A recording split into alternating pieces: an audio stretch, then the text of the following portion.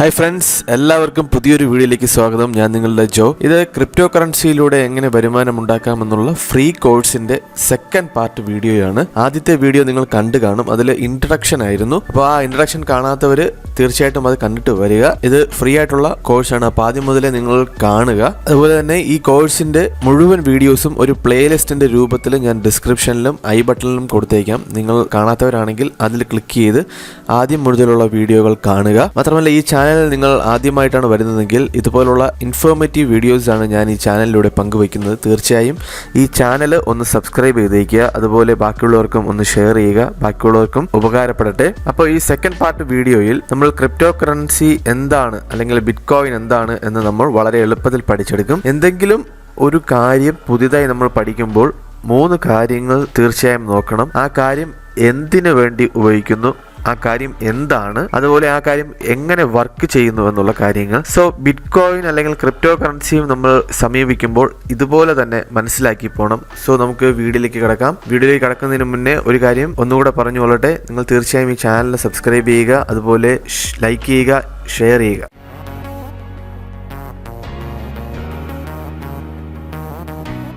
So നമുക്ക് വീട്ടിലേക്ക് കിടക്കാം. സോ ആദ്യത്തെ ചോദ്യം വരുന്നത് എന്തിന് എന്നുള്ളതാണ്. നമുക്ക് എന്തിനെന്നുള്ള ചോദ്യത്തിന് ഉത്തരം കണ്ടെത്താനായിട്ട് കുറച്ച് പുറകിലേക്ക് സഞ്ചരിക്കേണ്ടതുണ്ട്. അതുപോലെ പൈസയുടെ ആവശ്യകത, പൈസ എന്തിനാണ് ഉപയോഗിച്ചുകൊണ്ടിരുന്നത് എന്നുള്ള കാര്യം നമ്മൾ അറിയേണ്ടതുണ്ട്. നിങ്ങൾക്കറിയാം, പണ്ട് നമ്മൾ ബാർട്ടർ സിസ്റ്റമാണ് യൂസ് ചെയ്തുകൊണ്ടിരുന്നത്. പണം നിലവിൽ വരുന്നതിന് മുമ്പ് ജനങ്ങൾ അവരുടെ ആവശ്യങ്ങൾ നിർവഹിക്കുന്നതിനായി അവരവർ ഉൽപ്പാദിപ്പിക്കുന്ന സാധനങ്ങൾ പരസ്പരം കൈമാറ്റം ചെയ്യുകയായിരുന്നു ചെയ്തുകൊണ്ടിരുന്നത്. തങ്ങളുടെ കയ്യിലില്ലാത്തതും ആവശ്യമുള്ളതുമായ വസ്തുക്കൾ കൈവശമുള്ള അല്ലെങ്കിൽ ആവശ്യത്തിലധികമുള്ള വസ്തുക്കൾക്ക് പകരമായി ശേഖരിക്കുന്ന സമ്പ്രദായം, അതിനെയാണ് ബാർട്ടർ സിസ്റ്റം എന്ന് പറഞ്ഞുകൊണ്ടിരുന്നത്. പിന്നെ മെറ്റൽസ് വന്നു തുടങ്ങി, സ്വർണം വന്നു തുടങ്ങി, അതുപോലെ തന്നെ സിൽവർ വന്നു തുടങ്ങി. അപ്പോൾ ഇതെല്ലാം ആവശ്യമുള്ള സാധനങ്ങൾക്ക് പകരമായി ആളുകൾ കൈമാറ്റം ചെയ്തിരുന്നു. പിന്നെയാണ് കോയിൻസിന്റെ വരവ്, നാണയങ്ങളുടെ വരവ്. പിന്നെ പേപ്പർ കറൻസി വന്നു തുടങ്ങി. പേപ്പർ കറൻസിയിൽ ഗോൾഡ് ബോൺസ് ഉണ്ടായിരുന്നു, നോട്ട്സുകൾ ഉണ്ടായിരുന്നു. പിന്നെ വന്നത് പ്ലാസ്റ്റിക് മണിയാണ്. പ്ലാസ്റ്റിക് മണി എന്ന് പറയുമ്പോൾ അതിനകത്ത് ഡെബിറ്റ് കാർഡ്, നമ്മൾ ഇന്ന് യൂസ് ചെയ്യുന്ന ഡെബിറ്റ് കാർഡുകൾ, ക്രെഡിറ്റ് കാർഡുകൾ, ഇതെല്ലാം ഉൾപ്പെടുന്നതാണ് പ്ലാസ്റ്റിക് മണി. അതിനുശേഷമാണ് ഡിജിറ്റൽ കറൻസികളുടെ വരവ്.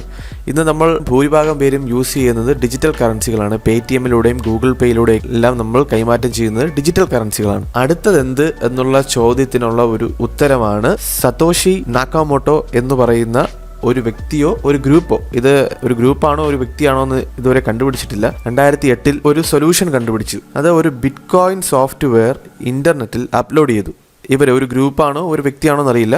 ഇവരൊരു സോഫ്റ്റ്വെയർ ഇന്റർനെറ്റിൽ അപ്ലോഡ് ചെയ്തു. ഇതൊരു ഡീസെൻട്രലൈസ്ഡ് സോഫ്റ്റ്വെയർ ആണ്. അതായത് ആർക്കും ഇതിനെ കൺട്രോൾ ചെയ്യാൻ സാധിക്കില്ല, ആരും ഇതിനെ കൺട്രോൾ ചെയ്യുന്നില്ല എന്നുള്ളതാണ് ഇതിന്റെ ഒരു പ്രത്യേകത. ഒരു ഗവൺമെന്റോ ഒരു ഇൻഡിവിജ്വലോ ഒരു കമ്പനിയോ ഇതിനെ കൺട്രോൾ ചെയ്യുന്നില്ല എന്നുള്ളതാണ് ഇതിന്റെ പ്രത്യേകത. ഡീസെൻട്രലൈസ്ഡ് എന്ന് പറയുന്നതിന്റെ അർത്ഥം ഇതാണ്, ഇതിനെ കൺട്രോൾ ചെയ്യുന്നില്ല, സ്വന്തമായി തന്നെ ഇത് കൺട്രോൾ ചെയ്യുന്നു എന്നുള്ളതാണ്. ഇതൊരു ഓപ്പൺ സോഴ്സ് ആയിരുന്നു, ഓപ്പൺ സോഴ്സ് പ്രോജക്റ്റ് ആയിരുന്നു. അതായത് നമ്മുടെ വിൻഡോസ് ഒക്കെ എടുത്തു കഴിഞ്ഞാൽ, ആൻഡ്രോയിഡ് ഒക്കെ എടുത്തു കഴിഞ്ഞാൽ അതൊരു ഓപ്പൺ സോഴ്സ് അല്ല, അതൊരു കൺട്രോളിന്റെ ഒരു കമ്പനിയുടെ കീഴിൽ വരുന്ന ഒരു സോഫ്റ്റ്വെയർ ആണ്.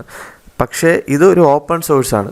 ലിനക്സ് പോലെയൊക്കെയുള്ള ഓപ്പൺ സോഴ്സ് ആയിട്ടുള്ള ഒരു സോഫ്റ്റ്വെയർ ആണ്. അതായത് ഇതിന്റെ സോഴ്സ് കോഡ് ആർക്ക് വേണമെങ്കിലും കാണാൻ പറ്റും. അങ്ങനത്തെ ഒരു സോഫ്റ്റ്വെയർ ആയിരുന്നു. ഇതിനെ ഒരുപാട് പേര് ഇന്റർനെറ്റിൽ നിന്ന് ഡൗൺലോഡ് ചെയ്യാനായിട്ട് ആരംഭിച്ചു. അതിൽ പ്രകാരം ബിറ്റ്കോയിന്റെ ഒരു നെറ്റ്വർക്ക് ആരംഭിച്ചു. ഇതൊരു മൈനിങ് സോഫ്റ്റ്വെയർ ആയിരുന്നു, ബിറ്റ്കോയിൻ നെറ്റ്വർക്കിൽ യൂസ് ചെയ്യാൻ പറ്റുന്ന. പിന്നെ ഒരു വാലറ്റ് ഉണ്ടായി, ആളുകൾ യൂസ് ചെയ്തു. ഈ മൈൻ ചെയ്ത ബിറ്റ്കോയിൻ ട്രാൻസ്ഫർ ചെയ്യാനായിട്ട് അല്ലെങ്കിൽ ശേഖരിച്ച് വെച്ചിട്ട് ട്രാൻസ്ഫർ ചെയ്യാനായിട്ട് ഒരു വാലറ്റ് രൂപപ്പെട്ടു. ഈ സോഫ്റ്റ്വെയർ ഒരു ഫിക്സ്ഡ് ആയിരുന്നു, ഇത് ആർക്കും കസ്റ്റം ചെയ്യാൻ സാധിക്കാത്ത ഒന്നായിരുന്നു. അപ്പോൾ നമുക്ക് ഇത് എങ്ങനെ വർക്ക് ചെയ്യുന്നു എന്ന് നോക്കാം. ഇത് പഠിക്കുന്നതിലായിട്ട് നിങ്ങൾ ബാങ്കിങ് എങ്ങനെ വർക്ക് ചെയ്യുന്നു എന്നുള്ള കാര്യം നിങ്ങൾ മനസ്സിലാക്കേണ്ടതായിട്ടുണ്ട്. സപ്പോസ് 2 പേരുണ്ട്, രാഹുൽ, നേഹ എന്ന 2 വ്യക്തികളുണ്ടെന്ന് വിചാരിക്കുക. രാഹുലിന് 1000 രൂപ നേഹയ്ക്ക് കൈമാറണം എന്നുണ്ടെങ്കിൽ രാഹുൽ അക്കൗണ്ടിൽ നിന്ന് 1000 രൂപ ഡെബിറ്റ് ആവുകയും നേഹയുടെ അക്കൗണ്ടിലേക്ക് 1000 രൂപ ക്രെഡിറ്റ് ആവുകയും ചെയ്യും. ഇതിന്റെ ഒരു കണക്ക് പുസ്തകം അല്ലെങ്കിൽ ലെഡ്ജർ സോഫ്റ്റ്വെയർ ഉണ്ടാകുന്നുണ്ട്.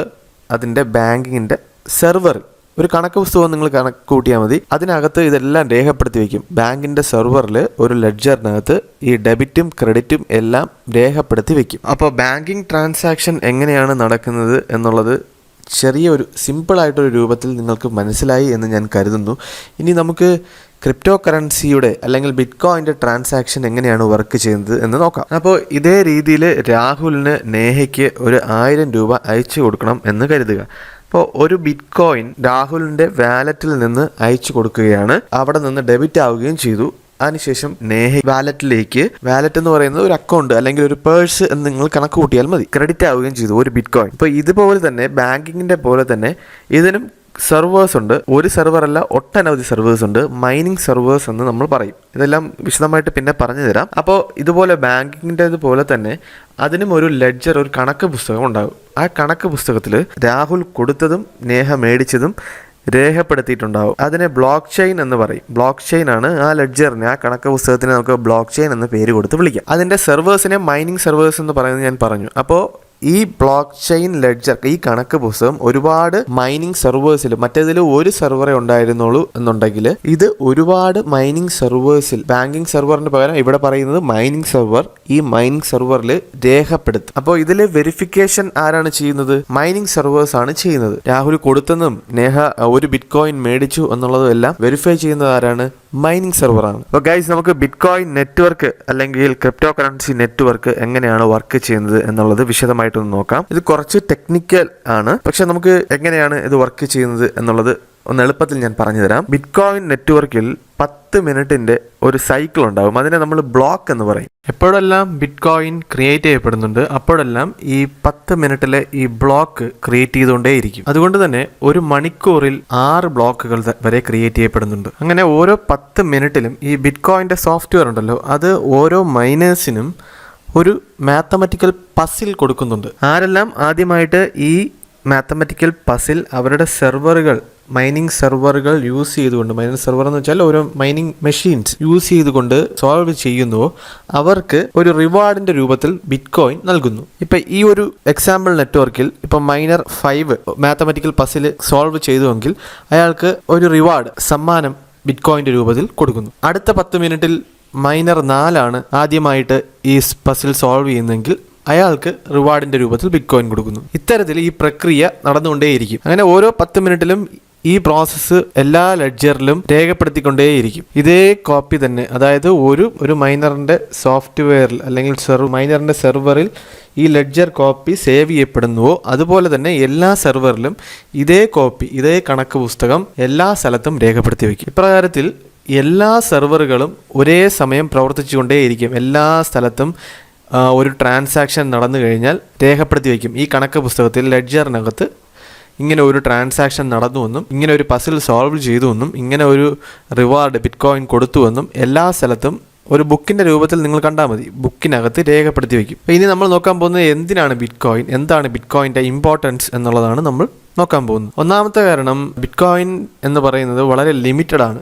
ബിറ്റ് കോയിൻ ഫിക്സഡ് ആണ് എന്നുള്ളതാണ്. ഒരു ലിമിറ്റ് ഉണ്ട്, അത് ക്രിയേറ്റ് ചെയ്യുന്നതിൽ ഒരു ലിമിറ്റ് ഉണ്ട് എന്നുള്ളതാണ്. ബിറ്റ് കോയിൻ എത്ര ക്രിയേറ്റ് ചെയ്യണം എന്നുള്ളത് ബിറ്റ് കോയിൻ സോഫ്റ്റ്വെയറിൽ ഓൾറെഡി രേഖപ്പെടുത്തി വെച്ചിട്ടുണ്ട്. അത് ആർക്കും കസ്റ്റം ചെയ്യാൻ സാധിക്കില്ല, ആർക്കും അതിനെ എഡിറ്റ് ചെയ്ത് മാറ്റാനായിട്ട് സാധിക്കില്ല. അങ്ങനെ നമ്മൾ ബിറ്റ് കോയിൻ ഓരോരുത്തർക്ക് കിട്ടുന്നതനുസരിച്ച് ആ ക്വാണ്ടിറ്റി കുറഞ്ഞുകൊണ്ടേയിരിക്കും. അതെങ്ങനെയാണ് എന്നുള്ളത് ഒരു ടേബിളിന്റെ രൂപത്തിൽ പറഞ്ഞുതരാം. 2008, 2012, 2008 നമ്മൾ ബിറ്റ് കോയിൻ സ്റ്റാർട്ട് ചെയ്തതെന്ന് പറഞ്ഞു. ആ സമയത്ത് ഓരോ 10 മിനിറ്റിലും 50 ബിറ്റ് കോയിൻ വെച്ചിട്ടാണ് ഒരാൾക്ക് കൊടുത്തുകൊണ്ടിരുന്നത്, റിവാർഡിന്റെ രൂപത്തിൽ ഓരോ ആളുകൾക്കും കൊടുത്തുകൊണ്ടിരുന്നത്. 2012, 2016 കാലഘട്ടത്തിൽ എന്തായി, ഇത് അതിന്റെ പകുതിയായി 25 ബിറ്റ് കോയിൻ വെച്ച് ഓരോ ആൾക്കും കിട്ടിക്കൊണ്ടേയിരുന്നു. ഇനി 2016, 2020 കാലഘട്ടം, അതായത് ഇപ്പോൾ നടന്നുകൊണ്ടിരിക്കുന്ന കാലഘട്ടത്തിൽ ഓരോ ബിറ്റ് കോയിൻ മൈനർക്കും ഓരോ 10 മിനിറ്റ് വെച്ച് 12 ബിറ്റ് കോയിൻ ആണ് കിട്ടുന്നത്. അതായത് സോൾവ് ചെയ്യണം, അവരുടെ മൈനിങ് മെഷീൻ വെച്ച് സോൾവ് ചെയ്ത പസിൽ സോൾവ് ചെയ്താൽ 12 ബിറ്റ് കോയിൻ വെച്ചാണ് കിട്ടുന്നത്. ഇതുപോലെ ഈ ഒരു പ്രോസസ്സ് നടന്നുകൊണ്ടേയിരിക്കും. അതായത് ബിറ്റ് കോയിന്റെ പ്രൊഡക്ഷൻ ഓരോ 4 വർഷം കൂടുന്തോറും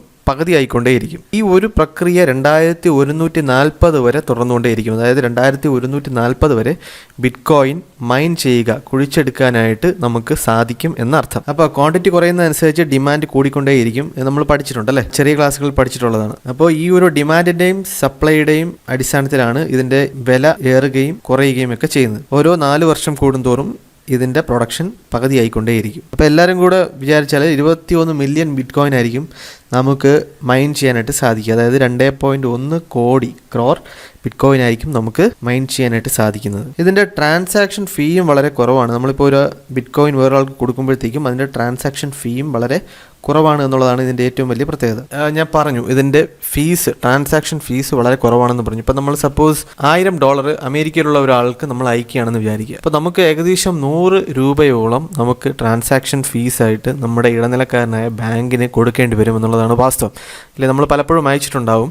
അപ്പോൾ അതിന് ഒരു ചാർജുകളൊക്കെ എടുക്കാറുണ്ട്. പക്ഷേ ബിറ്റ്കോയിന് വളരെ കുറവാണ് ചാർജ് വരുന്നത്. ഇപ്പോൾ നമ്മൾ $1000 നമ്മൾ അമേരിക്കയിലുള്ള ഒരാൾക്ക് സാധാരണ രീതിയിൽ ബാങ്കിൻ്റെ രൂപത്തിൽ അയക്കുകയാണെങ്കിൽ അയാൾക്ക് 900 ശിഷ്ടമായിരിക്കും അയാളുടെ കയ്യിലെത്തുന്നത്. അപ്പോൾ അത്രത്തോളം നമുക്ക് ട്രാൻസാക്ഷൻ രൂപത്തിൽ പോകുന്നുണ്ട്. നേരെ മറിച്ച് നമ്മൾ ബിറ്റ്കോയിനാണ് $1000 വാല്യൂവിന് ഈക്വൽ ആയിട്ടുള്ള ബിറ്റ്കോയിനാണ് അയക്കുന്നതെങ്കിൽ നമുക്ക് വളരെ കുറഞ്ഞ ചാർജ്, ഇപ്പോൾ 5 രൂപ തൊട്ട് 80 രൂപ അല്ലെങ്കിൽ 100 രൂപയ്ക്കകത്ത് മാത്രമേ നമുക്ക് ചാർജ് വരുന്നുള്ളൂ. ഇനി ബിറ്റ്കോയിൻ്റെ ഏറ്റവും ചെറിയ യൂണിറ്റിനെ സതോഷി എന്നാണ് പറയുന്നത്. ഈ സതോഷി എന്ന് പറയുന്ന പേര് ഞാൻ നേരത്തെ പറഞ്ഞു.